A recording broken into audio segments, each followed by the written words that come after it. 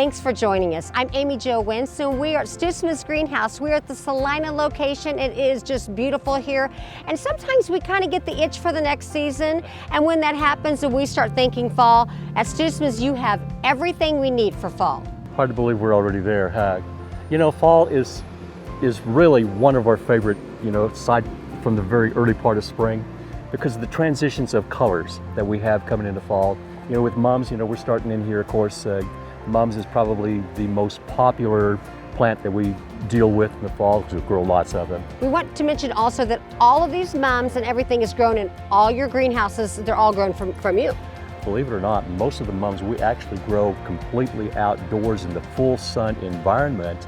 We start them, in a greenhouse environment, but they literally are grown to where they are totally acclimated to whatever Kansas can give us. Okay, we also want to mention when it comes time for fall that you have pumpkins and Exactly. You've got all kinds of things that we can also change our whole outdoor look.